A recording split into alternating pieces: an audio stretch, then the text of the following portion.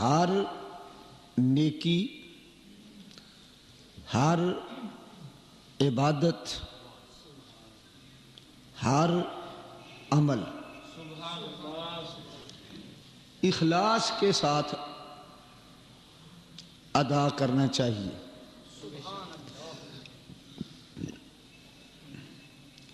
گویا صرف عبادت کا حکم نہیں دیا ہمیں، عبادت میں اخلاص کا حکم دیا ہے۔ عبادت مع الاخلاص، نری عبادت ایک درخت ہے جس پہ پھل نہیں،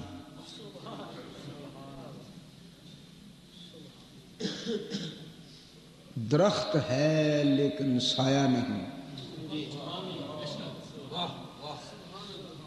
نری عبادت نمازیں پڑھتے رہنا، روزے رکھتے رہنا، حج کرتے رہنا، زکاتیں دیتے رہنا، نری خشک عبادت مقصود نہیں، بلکہ حج، نماز، روزہ، زکوٰۃ یہ عبادتیں ہیں، حکم ہے انہیں بجا لاؤ، لیکن ان میں اخلاص نیت شامل کرو۔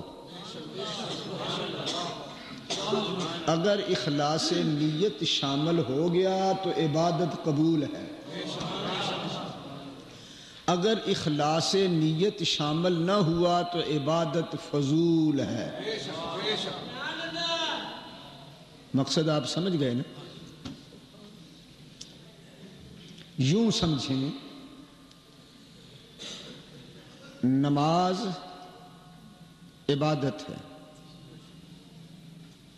روزہ عبادت ہے، حج عبادت ہے، زکوٰۃ عبادت ہے، تلاوت عبادت ہے، سخاوت عبادت ہے۔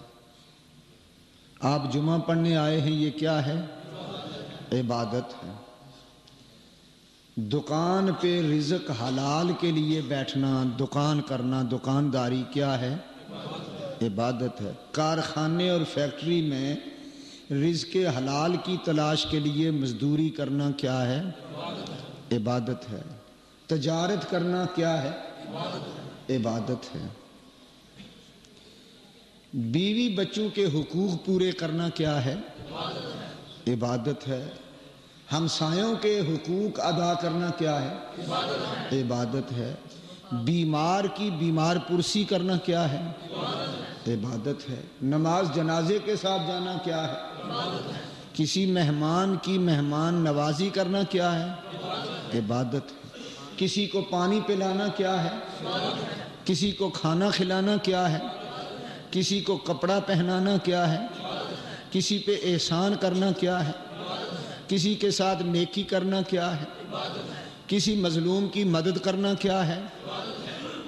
یہ سب چیزیں عبادت ہیں، لیکن قبول نہیں ہوں گی جب تک ان میں خلوص نہیں ہوگا،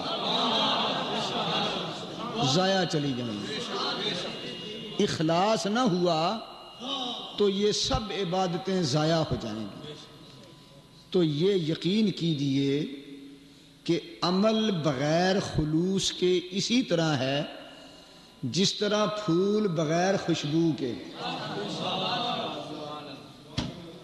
نمازیوں، روزے داروں،